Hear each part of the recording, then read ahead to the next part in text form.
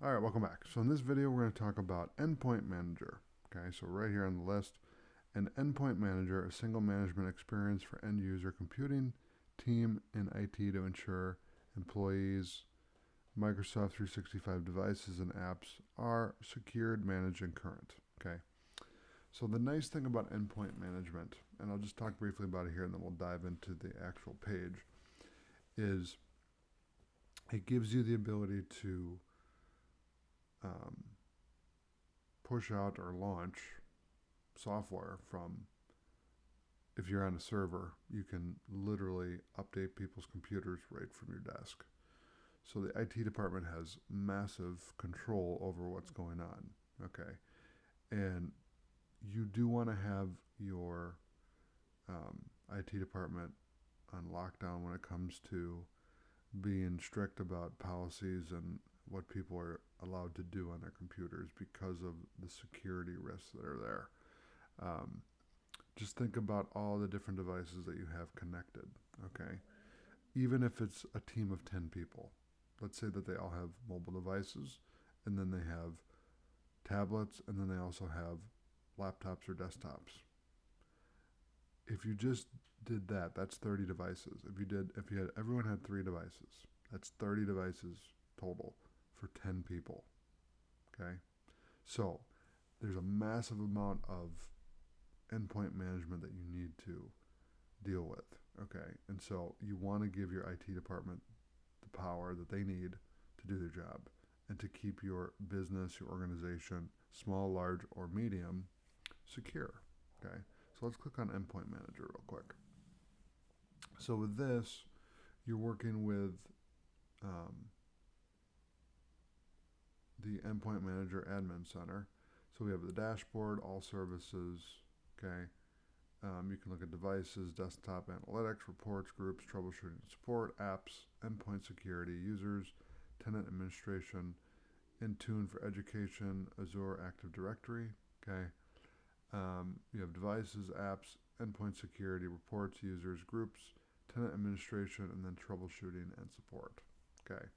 So Active Directory is really what you want when it comes to endpoint management, because Active Directory, what that does, and especially Azure is cloud-based Active Directory. And so what Active Directory is think of um, a great example would be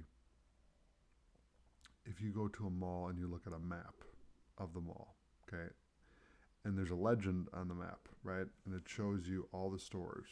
Active Directory is the same idea as that. Basically, what it does is it shows you exactly where the store is. Okay, so there's a map, and then it's color coded with a letter and a number to identify that store. Well, with this, what you're doing is you're identifying users. Okay, and so with Active Directory, so if I click on that just real quick, and we'll look at this, um, I can actively manage users right from here. Okay, and you'll notice I have an account here, but the directory is not synced. So what that means is this, is when you have Active Directory, it's syncing up to a server locally at your office, or it's syncing up to a cloud-based server like Microsoft 365, Azure, Active Directory. Now it's not synced, so we don't have it synced right now, but if I click on that, it should give me the ability to set it up. If not, that's fine. We're not going to dive deep into this, but this will give you the ability to set policies for your users and give you more control as the IT director, CTO, um, IT tech, whatever it is, user manager, whatever your title is. This gives you way more control to manage your people or your employees than anything else. And I highly recommend using Active Directory, but make sure that if you don't know how to get it set up, that you work with a vendor, an IT vendor, and have them help you set it up.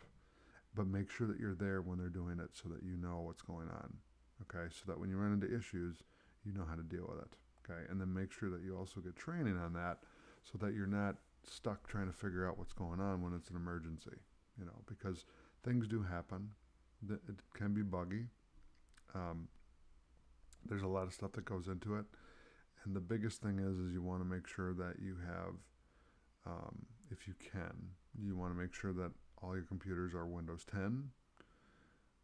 They're all Windows 10, they're all Windows 7, or all Windows 8. Please stay away from Windows 8, but if you have to do it, I would stay away from this as much as you can until you can upgrade to 10, because 10 is way more advanced in terms of working well with an endpoint manager. But the nice thing about having an endpoint manager, I just want to point this out and kind of go off into the weeds for a second.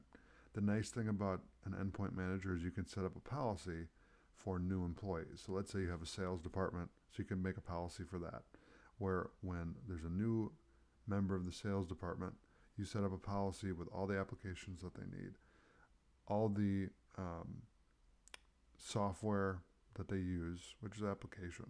So all the Windows applications that they use, and then other applications, you can include that in the template. So when you create that profile, it automatically has all that information. So they can go on a computer, type in their username and password, and then they have access to everything. Okay? And then when they save things, it goes to the cloud instead of on their computer. And guess what? That eliminates a lot of data loss. Because when you have everything in a central location, it gets backed up. And Microsoft is not going to lose your stuff because they have server farms of servers, okay, that handle your data. So they have backup upon backup upon backup.